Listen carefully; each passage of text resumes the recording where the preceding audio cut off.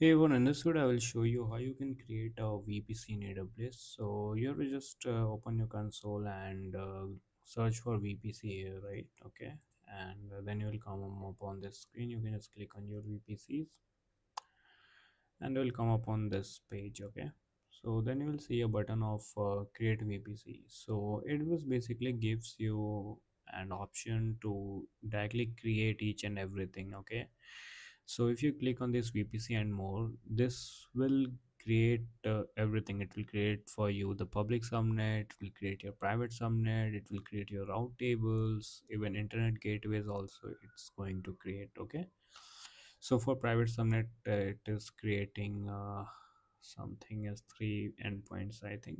Okay, so we'll go with this option only. You can key, I will mark this name as VPC, not VPC. We'll see something. Okay, I'll just give my name Ayush. Okay, and you can see all these things like number of availability zones. So where in two ages it will create, then public subnets it's creating two, private two, and yeah, enable DNS name and host redirection you can tick. Just click on create VPC. So it's going to create each and everything. So if you're the first time doing, so it's very helpful for you. But if you have to go in depth, then you need to do it everything manually. But I will show you how, what are the things you have to look for. So just click on now view VPC.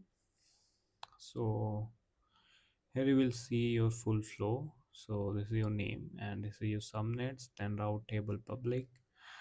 So the traffic will go through the internet gateway. Then this are the uh, private subnets. So this traffic is going to through this one, that is the gateway endpoint for S3. That's not an ad gateway. Okay, so just to see what are the things you have, so if you go in the subnets, so here you will see these two subnets you have for this iOS VPC. If I click on the public subnet, so okay, we have I have to show you this one.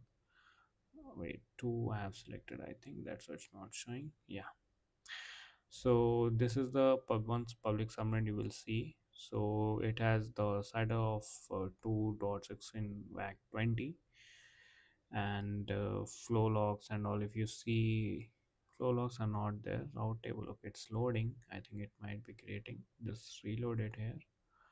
Okay, so this is the public route table. You will see the routes here. So you can see the route is going like for destination 0.0, that means internet. It will go through your internet gateway. So if I click on this internet gateway, it will be attached to your VPC, that you can see the iOS VPC, right? So next, if you see the NAT gateway, so here is no NAT gateway created. So one my NAT gateway is that is in deleted state. That's not the one. So if you want to create an ad gateway, you can just click create an ad gateway, give it a name. Okay, then to associate this NAT gateway to your private route, so you can just give this one private US East one in routes. Then here in edit routes, you have to attach 0.0 if you have to go, so it will go through the NAT gateway. Then here whatever NAT gateway you will be creating, it will come here and you will just save the changes. Okay, so that's all for this video, and these are the components which you should know about the VPC. So that's it, and I will see you in the next one. Thank you so much for watching, guys.